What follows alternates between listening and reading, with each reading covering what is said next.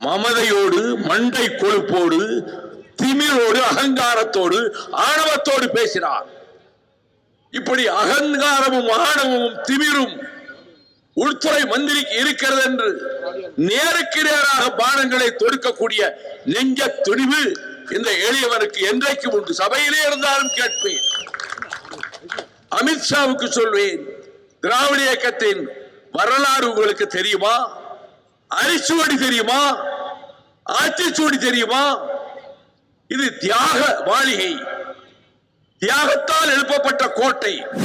Mister Annamalai, நான் உங்களுக்காக பரிதாபப்படுகிறேன். நீங்கள் ஐபிஎஸ் படித்திருக்கலாம், எம்ஏ படித்திருக்கலாம். திராவிட இயக்கத்தினுடைய ஆத்திச்சூடி அரிச்சூடியாவது உங்களுக்கு தெரியுமா? அதனுடைய வரலாறு உங்களுக்கு தெரியுமா? நீங்கள் அவ்வளவு மனதிலே எப்படிப்பட்ட ஒரு அகந்தையை கொண்டு பேசுகிறீர்களே. எப்படி மறுமலர்ச்சி திராவிட முன்னேற்ற கழகம் உதயசூரியன் சின்னத்திலே போட்டியிடுகிறது கேட்டீர்களா? தமிழ் மாநில காங்கிரஸ் எங்கே தாமரைக்குள் நுழைந்தது? இந்த படுகொலைகளை எல்லாம் செய்த அதற்கு காரணமாக இருந்த எடப்பாடி பழனிசாமியை மேலும் குற்றம் சாட்டுகிறேன். ஜெபராஜ், பென்னிக்ஸ் தகப்பனும் மகனும் போலீஸ் ஸ்டேஷனுக்குள் காரணம் இல்லாமல் கொண்டு செல்லப்பட்டு சித்திரவதை செய்யப்பட்டு குற்றுயிரும் கொலையுருமாக கோயில்பட்டி கிளை சிறையில் அடைக்கப்பட்டு கடைசியில் மாண்டே போனார்களே. அந்த படுகொலைக்கும் அந்த கொடூரமான நடவடிக்கை காவல்துறை நடத்துவதற்கும் நீங்கள் தான் காரணம் என்று பழனிசாமியை நான் குற்றம் சாட்டுகிறேன். உங்கள் சத்யாவின் full moon sale up to 70% தள்ளுபடி. ஏசி விலை 2ஆம் தேதி முதல் 15% வரை உயர்கின்றது. இப்போது ஏசி வாங்கி பணத்தை சேமியுங்கள். டயா பூஸ்டர் சுகரை கண்ட்ரோல் பண்ணும், உங்க ஆரோக்கியத்தை மீட்டு தரும். சர்க்கரையை கட்டுப்படுத்துறதுக்கான எளிமையான வழிமுறை, இயற்கையான வழிமுறை. அனைத்து மருந்து கடைகளிலும் கிடைக்கும். இந்த நிகழ்ச்சியிலே பங்கேற்றிருக்கக்கூடிய திராவிட முன்னேற்ற கழகம், காங்கிரஸ் கட்சி, மறுமலர்ச்சி திராவிட முன்னேற்ற கழகம், மார்க்சிஸ்ட் கம்யூனிஸ்ட் கட்சி, இந்திய கம்யூனிஸ்ட் கட்சி, விடுதலை சிறுத்தைகள் கட்சி, தேசிய முற்போக்கு திராவிட கழகம், இந்திய யூனியன் முஸ்லீம் லீக், கொங்கு நாடு மக்கள் தேசிய கட்சி, மனிதநேய மக்கள் கட்சி, தற்சார்பு விவசாயிகள் சங்கம், முக்குலத்தோர் புலிப்படை, மனிதநேய ஜனநாயக கட்சி, எஸ்டிபிஐ கட்சி, தமிழர் தேசம் கட்சி, மக்கள் நீதி மையம், திராவிடர் கழகம், தமிழ் புலிகள் கட்சி, ஆதி தமிழர் பேரவை, ஆதி தமிழர் கட்சி உள்ளிட்ட அங்கம் வகிக்கின்ற கட்சிகளின் மதிப்புமிக்க நிர்வாகிகளே, அந்த கட்சிகளினுடைய ஆற்றல் மிகு செயல் வீரர்களே, பெருந்திரளாக இந்த நிகழ்ச்சியிலே கலந்து கொண்டிருக்கின்ற என் வணக்கத்துக்குரிய தாய்மார்களே, சகோதரிகளே, பெரியோர்களே, இந்த நாட்டின் எதிர்காலத்தை தீர்மானிக்கும் வல்லமை பெற்றவர்கள், ஈட்டி பாய்ந்தாலும் இமை கொட்டாது மார்பு காட்டுகின்ற வீர உணர்ச்சி பெற்றவர்கள் என்று நான் என்னாலும் கருதுகிற வாலிப பட்டாளமே, வாக்காளர் பெருமக்களே, செய்தியாளர்களே, தொலைக்காட்சி ஊடக நண்பர்களே, ஜனநாயகத்தினுடைய இறுதி எஜமானர்களாக தேர்தல் நாளில் தீர்ப்பளிக்க போகின்ற நீதிபதிகளான வாக்காளர் பெருமக்களே, மொடக்குறிச்சி திருநகரில் இல்லங்களிலே இருந்து இந்த எளியவனுடைய உரையை செவிப்படுத்திக் கொண்டிருக்கக்கூடிய என் மரியாதைக்குரிய தாய்மார்களே, பெரியோர்களே, சிறந்தாழ்ந்த வணக்கம். மொடக்குறிச்சி சட்டமன்ற தொகுதியில் என் நினைவீட்டு என்றும் அகலாத பண்பும் பரிவும் பாசமும் அன்பும் காட்டி வந்து மறுமலர்ச்சி திராவிட முன்னேற்ற கழகத்தினுடைய வைரமணி தூணாக திகழ்ந்த என்னுடைய அருமை சகோதரின் அன்பு புதல்வர் செந்தில்நாதன் பொறியாளர் அவர்கள் உதயசூரியன் சின்னத்தில் இந்த தொகுதியிலே உங்கள் நல்லாதரவை நாடி களத்திலே நிற்கிறார். நான் கடந்த 12 நாட்களாக தமிழகத்தினுடைய பல்வேறு பகுதிகளிலே பிரச்சாரம் செய்து வருகிறேன். கூட்டணி கட்சி வேட்பாளர்களுக்காக செல்லும் இடமெல்லாம் வெள்ளமென மக்கள் திரள்வதும், தாய்மார்கள் குறிப்பாக கவனத்துடன் உரையை கேட்பதும், அவர்களுடைய நல்லாதரவை பல்வேறு வழிகளிலே வெளிப்படுத்துவதையும் கண்டதற்கு பிறகு இந்த தேர்தலின் முடிவு நான் கடந்த சில மாதங்களாக சொல்லி வருவதைப் போல திராவிட முன்னேற்ற கழகத்தினுடைய தலைமையிலான கூட்டணி 200க்கு மேற்பட்ட இடங்களில் மகத்தான வெற்றி பெறும்.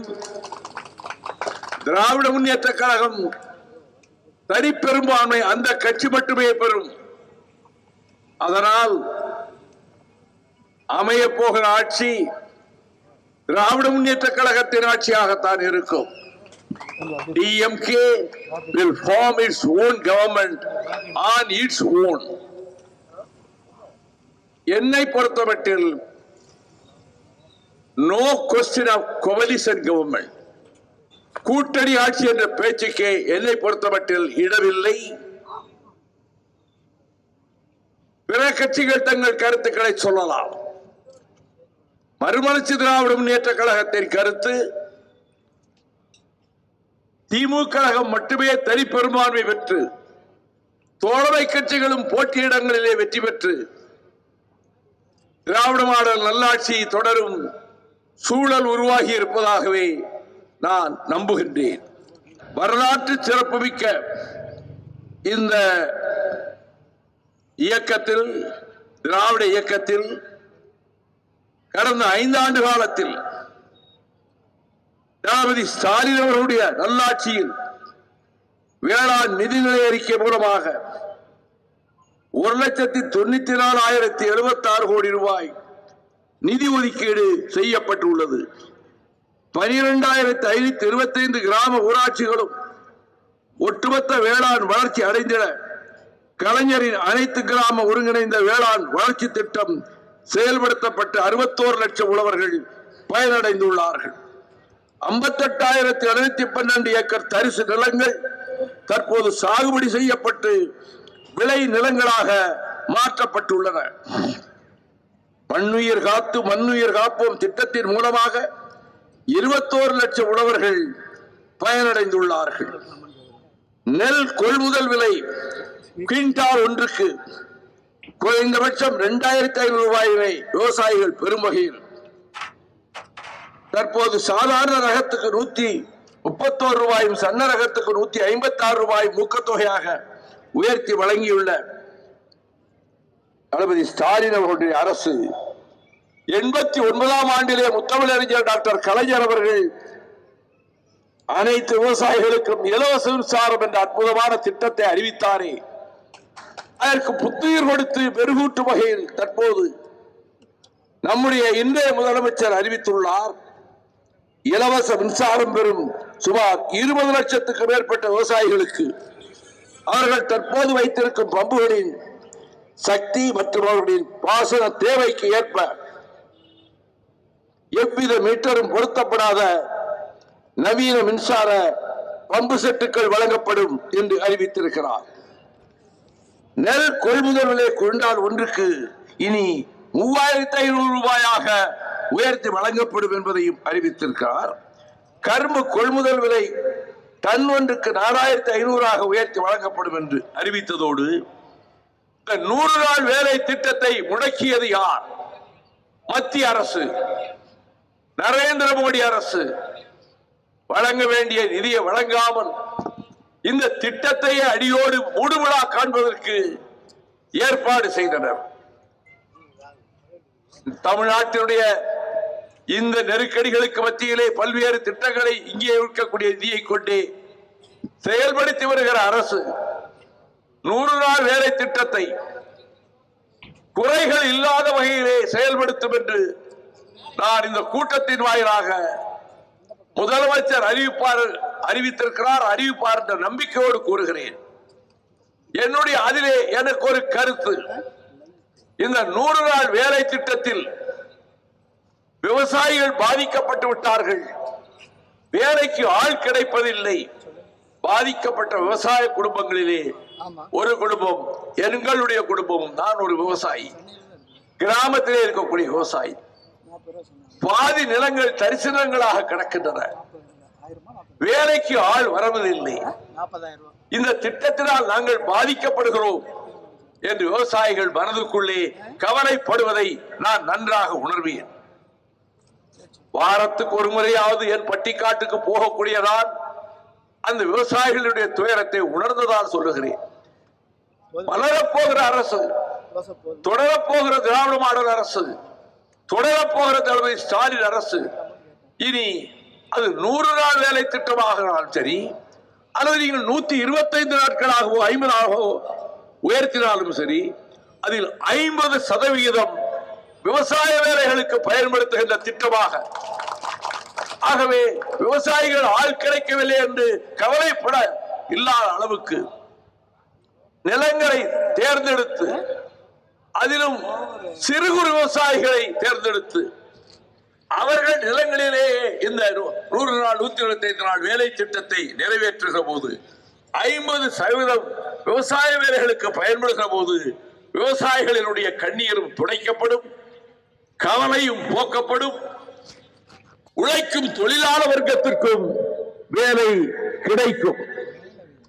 இந்த நேரத்தில் கடன் தள்ளுபடி கூடாது என்று ரிசர்வ் வங்கி கடுமையான நிபந்தனைகளை முன்கூட்டியே அறிவித்துவிட்ட சூழலில் அதை பற்றி வெளிப்படையாக முன்பு அறிவிக்காவிட்டாலும் அவர் மனநிலை உணர்ந்தவன் என்ற வகையில் நானும் குரல் கொடுப்பேன் என்ற அந்த தகுதியோடு தவித்து துயர்ப்படும் விவசாயிகளினுடைய சுமையை குறைப்பதற்காக அந்த வேளாண் கடன்களையும் ரத்து செய்வதற்கு நம்முடைய முதலமைச்சர் நிச்சயம் முன்வருவார் என்பதையும் நான் இங்கே தெரிவித்துக் கொள்ள விரும்புகின்றேன்.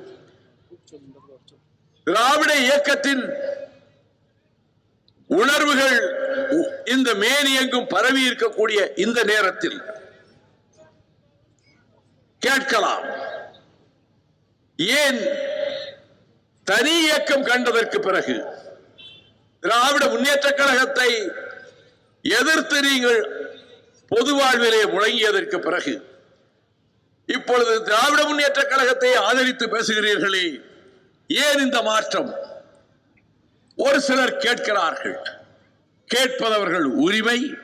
ஆம், 10 ஆண்டுகளுக்கு முன்னால் 11 ஆண்டுகளுக்கு முன்னாலே இந்தியாவுடைய உள்துறை அமைச்சர் அமித்ஷா தமிழ்நாட்டில் திராவிட இயக்கத்தை வேரோடு பிடுங்கி எறிவோம், இருக்கிற இடம் தெரியாமல் செய்வோம், ஒரு முறைக்கு பல முறை தமிழ்நாட்டுக்கே வந்து சென்னைக்கே வந்து திமுக கழகத்தின் மூல ஆணி வேரையே பிடுங்கி எறிவோம் என்று மமதையோடு, மண்டை கொழுப்போடு, திமிரோடு, அகங்காரத்தோடு, ஆணவத்தோடு பேசினார்.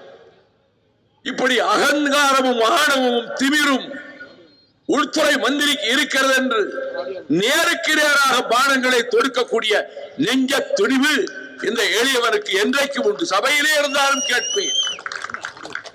அமித்ஷாவுக்கு சொல்வேன், திராவிட இயக்கத்தின் வரலாறு உங்களுக்கு தெரியுமா? அரிச்சுவடி தெரியுமா? ஆட்சிச்சுவடி தெரியுமா? இது தியாக மாளிகை, தியாகத்தால் எழுப்பப்பட்ட கோட்டை. இந்த கொங்கு மண்டலத்தில் தான் இந்திய ஆதிக்கத்தை எதிர்ப்பதற்காக 38 3 எழுந்த அந்த இந்திய எதிர்ப்பு போராட்ட களத்தில் முதலமைச்சர் ராஜாஜி வீட்டுக்கு முன்னாலே துணிச்சலாக போய் உட்கார்ந்து உண்ணாநிலை அறப்போர் நடத்திய தீரன் பல்லடம் பொன்னுச்சாமி. அவரை அங்கே இருந்து விரட்டுவதற்காக ஒரு நாகப்பாம்பை கொண்டு வந்து ஒரு பாம்பாட்டியிடம் இருந்து வாங்கி படர விட்டார்கள். நாகம் படமெடுத்து ஆடியது பல்லடம் பொன்னுச்சாமிக்கு முன்னாலே. அவர் அங்கம் பதறவில்லை, கைகால்களை அவர் அசைக்கவில்லை, சிலை போல அப்படியே உட்கார்ந்திருந்தார். நல்ல பாம்பு சிறிது நேரம் படமெடுத்து ஆடிவிட்டு திரும்ப போய்விட்டது. ஒரு நெடிய வரலாறு. நாயரும் நடேசராரும் தியாகராயரும் கட்டி எழுப்பிய அந்த அடித்தளத்தில் ஈரோட்டு அறிவாசான் தந்தை பெரியாரும் பேரறிஞர் அண்ணாவும் முத்தமிழறிஞர் டாக்டர் கலைஞரும் நிர்மாணித்த அந்த தியாக கோட்டையை காப்பாற்ற தூத்துக்குடி கேவிகே சாமி, நெல்லிக்குப்பம் மஜீத், வண்ணை பாண்டியன், உடையார்பாளையம் வேலாயுதம் என்று தங்கள் உயிர்களை தந்தார்கள். ரத்தம் சிந்தி வியர்வையும் கண்ணீரும் சிந்தி 75 ஆண்டுகளுக்கு மேலாக கட்டி எழுப்பப்பட்ட ஒரு மாபெரும் இயக்கத்தை, எண்ணற்ற அறப்போர்க்களங்களை கண்ட இயக்கத்தை, லட்சோப தொண்டர்கள் தங்கள் உயிரையும் தத்தம் செய்ய இன்றைக்கும் தயாராக இருக்கக்கூடிய ஒரு மாபெரும் இயக்கத்தை, தமிழகத்துக்கு ஒரு புதிய வரலாற்றை உருவாக்கி கொடுத்த ஒரு இயக்கத்தை தோற்கடிப்போம் என்று பேசுங்கள். அது உங்கள் ஜனநாயக உரிமை. தேர்தல் களத்திலே சந்திப்போம், முறியடிப்போம் என்று சொல்லுங்கள். அதில் நான் ஒன்றும் தவறு காண மாட்டேன். ஆனால் வேரோடு பிடுங்கி எறிவேன், இருக்கிற இடம் தெரியாமல் நிர்மூலம் செய்வேன் என்று மமதையும் கொழுப்பும் தானே உண்மை இப்படி பேச வைத்தது. அவர் பேசினார் என்று பார்த்தால் இங்கே ஒரு மனிதர் போஸ்ட் கிராஜுவேட் படித்தவர், IPS பட்டம் பெற்றவர், அதை விட்டுவிட்டு அரசியலிலே பிரவேசித்து பதவிகளை பெற்றுவிடலாம் என்று சில காலம் பாரதிய ஜனதா கட்சிக்கும் தலைமை பொறுப்பை ஏற்றவர். இப்பொழுது அந்த பொறுப்பிலிருந்து அவர் நீக்கப்பட்டாலும் தேர்தல் களத்திலே பேசி வருவதை 2-3 நாட்களாக நான் கேட்கிறேன். அதே வார்த்தைகளை சொல்லுகிறார் மிஸ்டர் அண்ணாமலை. திராவிட இயக்கத்தை, திராவிட முன்னேற்ற கழகத்தை வேரோடு வேரடி மண்டோடும் அழிப்போம் என்று பேசுகிறார். மிஸ்டர் அண்ணாமலை, நான் உங்களுக்காக பரிதாபப்படுகிறேன். நீங்கள் IPS படித்திருக்கலாம், MA படித்திருக்கலாம். திராவிட இயக்கத்தினுடைய ஆத்திச்சூடி அரிச்சூடியாவது உங்களுக்கு தெரியுமா? அதனுடைய வரலாறு உங்களுக்கு தெரியுமா? நீங்கள் அவ்வளவு மனதிலே எப்படிப்பட்ட ஒரு அகந்தையை கொண்டு பேசுகிறீர்களே. எப்படி மறுமலர்ச்சி திராவிட முன்னேற்ற கழகம் உதயசூரியன் சின்னத்திலே போட்டியிடுகிறது கேட்டீர்களா? தமிழ் மாநில காங்கிரஸ் எங்கே தாமரைக்குள் நுழைந்தது? நாங்கள் உடன்பாடு எடுத்துக்கொண்டோம். பேரறிஞர் அண்ணா வழங்கிய சின்னத்தை ஏற்றுக்கொண்டு நாங்கள் அதிலே போட்டியிடுகிறோம். எதற்காக நீ விலகிச் சென்றவன் மீண்டு வந்தாய் கேட்கலாம். காஞ்சியிலே நடைபெற்ற மாநாட்டில், மாநில சுயாட்சி மாநாட்டில், கணேசமூர்த்தி தமிழக எழுச்சி மாநாடு நடத்துவதற்கு 6 மாதத்துக்கு முன்னால் நடத்தப்பட்ட அந்த மாநாட்டில் டாக்டர் கலைஞர் பேசுவதற்கு முன்பு நான் பேச எழுந்தபோது ஒலிபெருக்கிக்கு முன்னாலே நின்று நான் சொன்னேன், திமுக கழகம் என் தாய் வீடு. அதனை எதிர்காலத்தில் தகர்ப்பதற்கோ தாக்குவதற்கோ எந்த படைபட்டாலும் வந்தாலும் நான் என் வீர சகோதரர்களோடு, என் சக தோழர்களோடு ஆயுதபாணிகளாக தடுக்கின்ற வாளாக கவசமாக இந்த வைகோ வந்து நிற்பான் என்று சொன்னதை அவர் தம்பி சொன்னால் செய்து காட்டுவார் என்று பேசினார். அதே உணர்வோடுதான் திராவிட இயக்கத்தை நாங்கள் இந்த தமிழ் மண்ணிலே இருந்து, திராவிட பூமியிலிருந்து அகற்றி விடுவோம் என்று சொல்லுகிற துணிச்சல் எப்படி வந்தது? வடக்கே இரத்த களரிகளை நடத்துகிறார்கள். காந்தியாருடைய உருவத்தை போல சவைத்து சுட்டு பார்க்கிறார்கள். கொடியவன் கொலைகார கோஷைக்கு சிலை எழுப்பி மாலை அணிவிக்கிறார்கள். இந்து முஸ்லிம் ஒற்றுமை, கிறிஸ்தவர் பார்சைக்காரர் என்று பாகுபாடின்றி இந்த தமிழ்நாட்டிலே அமைதி பூங்காவாக நிலவுகிறதே. இந்த ஒற்றுமை ஓங்கி இருக்கக்கூடிய தமிழகத்தில் கண்ணியத்துக்குரிய காயிதே மில்லத்தும் அண்ணாவும் கலைஞரும் பெரியாரும் ஏற்படுத்தி வைத்திருக்கக்கூடிய நல்லிணக்கம் தலைக்கின்ற இந்த தமிழர் பூமியில் எவ்வளவு சகோதரிகள் வீட்டு வேலைகளை போட்டுட்டு, சமையல் வேலையை போட்டுட்டு, பிள்ளைகளுக்கு சாப்பாடு போடுமேங்கிற அதை கூட விட்டுட்டு வந்து இங்கே அமர்ந்திருக்கிறார்கள் இந்த எளியவன் பேச்சை கேட்டுக்கொண்டிருப்பதற்கு. நான் அந்த உணர்வோடுதான் இனி திராவிட இயக்கத்தை, நம் இரத்தத்தோடு கலந்திருக்கக்கூடிய திராவிட இயக்கத்தை அழிப்பதற்கு ஒரு கூட்டம் வடகுலத்திலே இருந்து வருகிறது.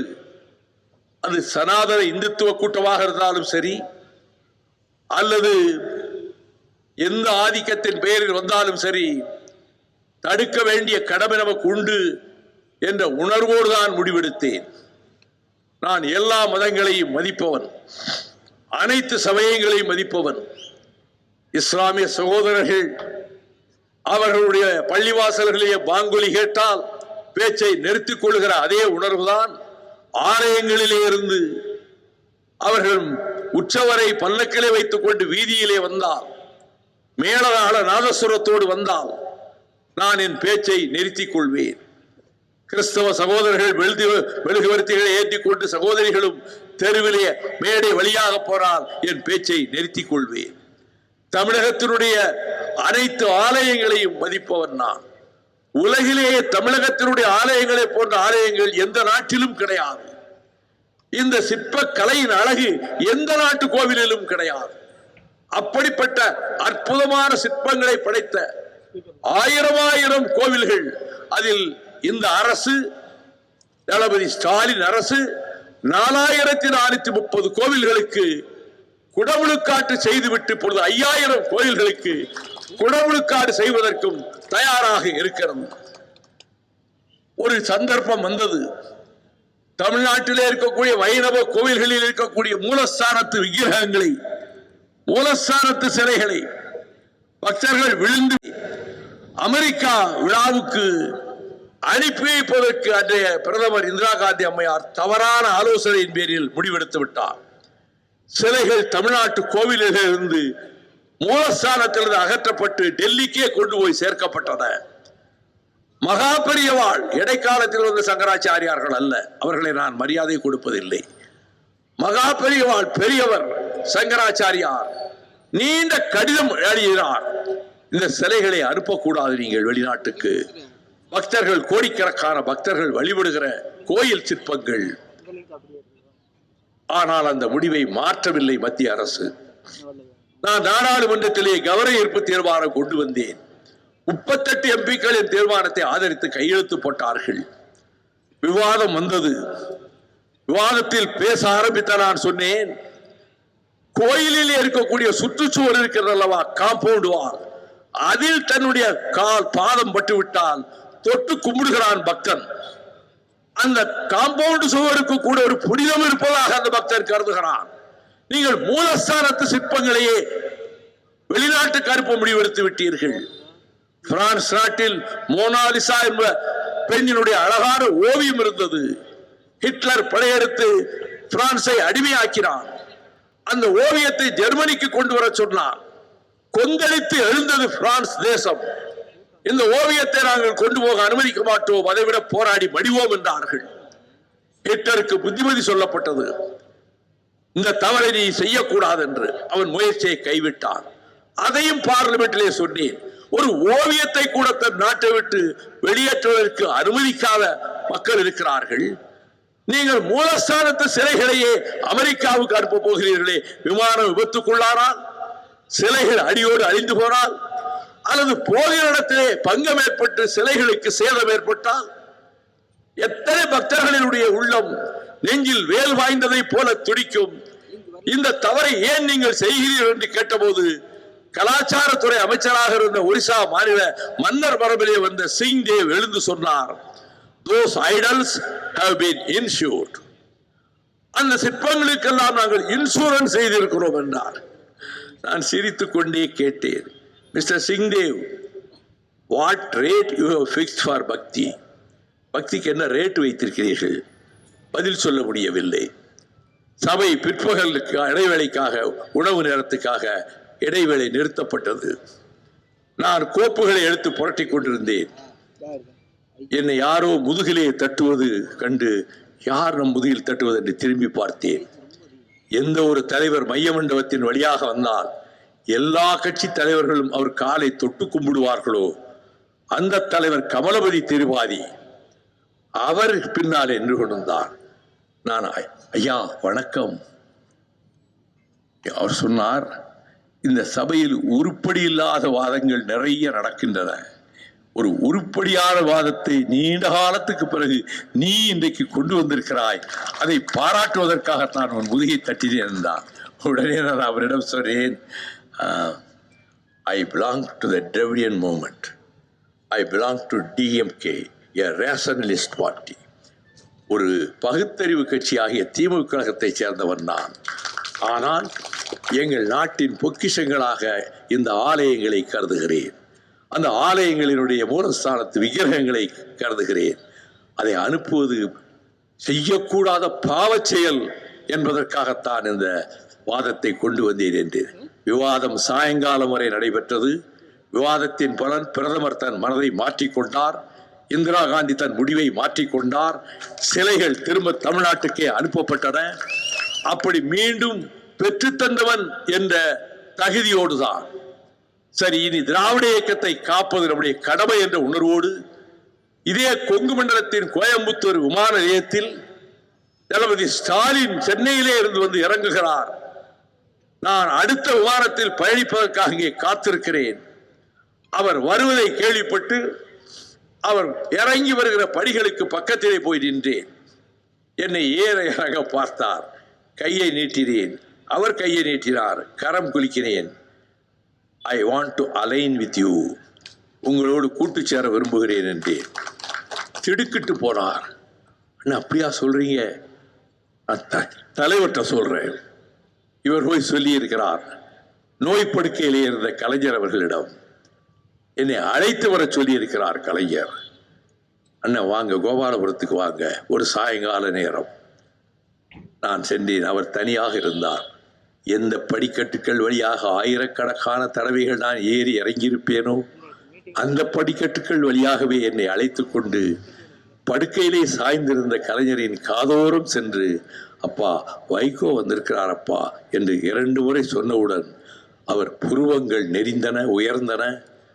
கண்களை அகல திறந்து பார்த்தார். அந்த கண்களிலே ஒரு கலக்கத்தை கண்டேன். என்ன அறியாமல் சொன்னேன், அண்ணே உங்களுக்கு 30 வருஷம் பக்கபலமாக அரணாக உங்கள் போர்வாள் என்று போற்றப்பட்டவராக அருகிலேயே இருந்தேன். இப்பொழுது உங்களிடம் உறுதியளிக்கிறேன், இனி தம்பிக்கு தளபதி ஸ்டாலினுக்கு இந்த வைகோ என்றைக்கும் பக்கபலமாக இருப்பான் என்று நான் கூறினேன். இதை சொன்ன மாத்திரத்தில் படுக்கையிலே சாய்ந்திருந்த கலைஞரின் 2 கரங்களும் என்னை நோக்கி நீண்டன. நான் இந்த 2 கைகளையும் நான் என் கைகளால் பற்றி கொண்டேன். அவர் கண்களிலே கண்ட கலக்கத்தை பார்த்து என் கண்களிலே இருந்து என்னை அறியாமல் கண்ணீர் துளிகள் கன்னங்களிலே கொட்டின. அந்த நிகழ்ச்சியை திருச்சியில் நடைபெற்ற ஒரு புத்தக வெளியீட்டு விழாவில் இதை நடந்ததை அப்படியே தளபதி ஸ்டாலின் அந்த கூட்டத்திலே பேசும்போது சொன்னார். நானாக கற்பனை செய்து சொல்லவில்லை, அவர் வாயாலே இதை சொன்னார் இப்படி நடந்தது என்று. இப்பொழுது ஒப்பந்தத்திலே கையெழுத்து போட அறிவாலயத்துக்கு போனேன் அல்லவா, உள்ளே போய் உட்கார்ந்தவுடன் முதலில் சொன்னது ஸ்டாலின் அவர்கள், அப்பாவுக்கு கொடுத்த வாக்க அப்படியே நீங்க காப்பாத்திட்டீங்களே, ரொம்ப எங்களுக்கெல்லாம் ரொம்ப நெஞ்சம் நெகிழ்ந்து போச்சு என்றார். இல்லை, சொன்ன வாக்கை நான் காப்பாற்றுவேன். நான் உறுதி எடுத்துக்கொண்டுதான் தலைவரிடம் சொன்னேன். அந்த உணர்வோடு தான் இன்றைக்கு திராவிட முன்னேற்ற கழகத்தை தலைமையை ஏற்றுக்கொண்ட ஒரு கூட்டணியில் நாங்கள் இயங்கி வருகிறோம். இந்த தமிழ்நாட்டு மக்களினுடைய நல்வாழ்வு ஆதாரங்களை காப்பாற்றுவதற்காக என்னால் இயன்ற அளவுக்கு என்னுடைய 62 ஆண்டு கால பொது வாழ்க்கையில் 5.5 வருடம் ஜெயிலில் இருந்திருக்கிறேன். 6500 கிலோமீட்டர் நடந்திருக்கிறேன். நீங்கள் மற்றவர்களை எல்லாம் பேச அனுமதியுங்கள், ஆனால் வைகோவை நீங்கள் பேச அனுமதிக்க கூடாது. ஏன் என்று நீதிபதி கேட்டார். அவர் தேவையற்ற பிரச்சனைகளை பேசுவார் என்றார். நான் நீதிபதியை பார்த்து சொன்னேன், மை லார்ட்ஸ், நான் நீதி கேட்டு வந்ததாக கருதாதீர்கள்.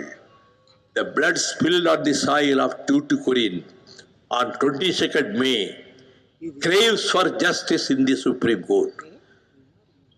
ஸ்டெர்லைட் வளாகத்திலே காப்பாற்றுவதற்காக 13 பேர் சுட்டுக் கொல்லப்பட்டார்களே, அவர்கள் சிந்திய தமிழர்களின் ரத்தம் இந்த உச்சநீதிமன்றத்தின் வாசலிலே வந்து நீதி கேட்கிறது என்று சொன்னேன்.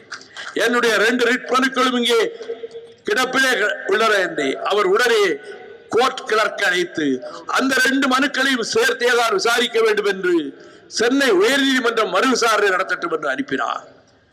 நீதியரசர் சிவஞானம், நீதியரசி பவானி சுப்பராயன் அவர்களுடைய அமர்வில் 3.5 மணி நேரம் நான் வாதாடி இருக்கிறேன். அடுக்கடுக்கான ஆதாரங்களை வைத்து வாதாடி இருக்கிறேன். அவர்கள் தீர்ப்பு கொடுத்தார்கள். இந்த ஸ்டெர்லைட் நிறுவனம் நிரந்தரமாக மூடப்படும் என்று தீர்ப்பு கொடுத்தார்கள். அதற்கு முன்பு முதல் தடவை விசாரணை நடக்கிற போது நீதிபதி பெயரை சொல்ல விரும்பவில்லை, ஒரிசாவை சேர்ந்தவர் பட்நாயக் தான். வழக்கமாக என்னை பார்த்து புன்முறுவலோடு வந்து உட்கார்கிறவர். நான் எடுத்து வைத்த வாதங்களை கேட்டுவிட்டு, மிஸ்டர் சுந்தரம், இனி வைகோவின் வாதங்களை நீங்கள் எதிர்கொள்வது இமாலய முயற்சியாக இருக்கின்றதாம் பாராட்டியவர். அன்றைக்கு தீர்ப்பு சொல்ல வந்தபோது தீர்ப்பு வரப்போகிறது என்று தெரிந்த சகோதரி ஜெயலலிதா ரொம்ப சாதுரியமானவர், மிக புத்திசாலி. தீர்ப்பு ஆலையை மூடுவதற்கு வரப்போகிறது என்று நாளை மறுநாள் தீர்ப்பு 30ஆம் தேதி ஏப்ரல் 30ஆம் தேதி ஆலையை மூடுவதாக அறிவித்தார். நீதிபதிகள் இந்த ஆலை நிரந்தரமாக மூடப்படும் என்று அறிவிப்பார்கள் எதிர்பார்த்ததற்கு மாறாக ஆலை இயக்கப்படும் என்றார்கள். ஸ்டெர்லைட் ஆலை தொடரும் என்றார். நான் உடனே எழுந்து, நீதிபதி அரசர் அவர்களே, நான் 2 நிமிடங்கள் பேச என்னை அனுமதிக்க வேண்டும் என்றேன். பேசுங்கள் என்றார். அவர் கொஞ்சம் கூச்சத்தோடு தான் இருந்தார். நான் சொன்னேன், இதே ஆலையை மகாராஷ்டிரத்தில் அவன் நிறுவிய போது அங்கிருக்கிற விவசாயிகள், மாந்தோப்பு வைத்திருக்கிற விவசாயிகள், அல்போன்சா மாம்பழத்தை உற்பத்தி செய்கிற விவசாயிகள் ஒரு சங்கத்தை அமைத்து 10,000 விவசாயிகள் ஒரு நாள் கையிலே செம்மட்டி கையிலே கடப்பாறை சகிதமாக அந்த ஸ்டெர்லைட் ஆலைக்குள்ளே நுழைந்து உள்ளே இருக்கிற இயந்திரங்களை எல்லாம் பொடி பொடியாக உடைத்து எரிந்து தகர்த்தார்கள். கட்டிடங்களை தகர்த்தார்கள். முதலமைச்சர் சரத்பவார் போலீஸ் டிபார்ட்மெண்ட்டுக்கு சொன்னார், விவசாயிகளை ஒன்றும் செய்யாதீர்கள், நீங்கள் அருகிலே போக வேண்டாம், வித்ரா பண்ணுங்கள் உங்களுடைய போர்ஸை என்றார். அன்றைக்கே லைசன்ஸை ரத்து பண்ணினார், ஸ்டெர்லைட் லைசன்ஸை. அவன் கோவாவுக்கு போனான், உள்ளே நுழையாது என்றது கோவா அரசு.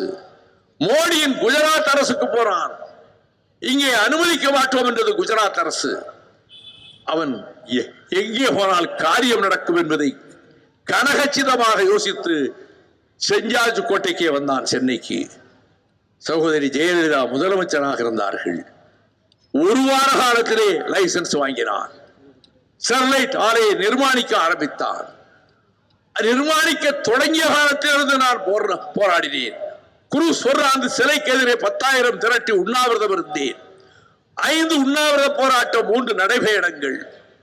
அதற்கு பிறகு ஹைகோர்ட்டிலே வழக்கு தொடுத்தேன், தீர்ப்பாயத்திலே வழக்காடினேன், உச்ச நீதிமன்றத்திலே வழக்காடினேன்.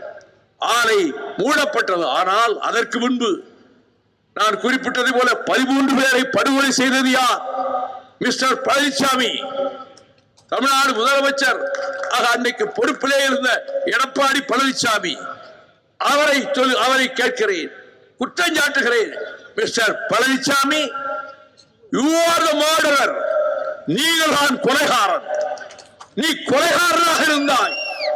அதனால் தான் 13 பேரை சுட்டுக் கொள்வதற்கு ஸ்டெர்லைட் நிறுவனத்தினுடைய எடுபிடி கொத்தடிமை ஏஜெண்டாக இருந்த எடப்பாடி பழனிசாமி போலீஸ் பட்டாளத்தை ஏவி அந்த படுகொலையை செய்வதற்கு காரணமாக இருந்தார்.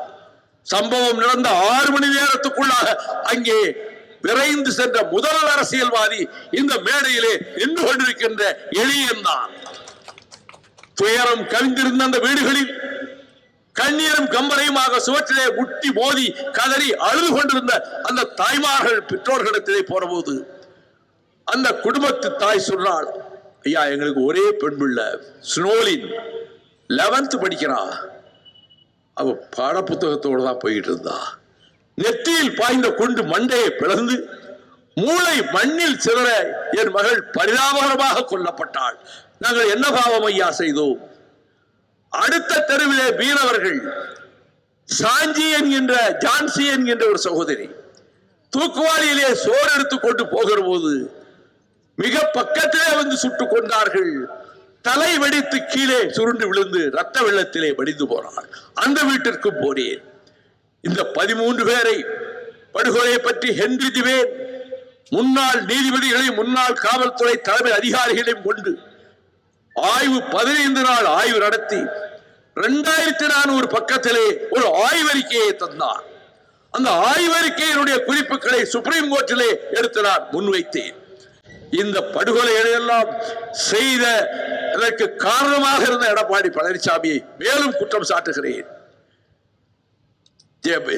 ஜெபராஜ் பென்னிக்ஸ் தகப்பனும் மகனும் போலீஸ் ஸ்டேஷனுக்குள் காரணமில்லாமல் கொண்டு செல்லப்பட்டு சித்திரவதை செய்யப்பட்டு குற்றுயிரும் கொலையுருமாக கோயில்பட்டி கிளை சிறையில் அடைக்கப்பட்டு கடைசியில் மாண்டே போனார்களே.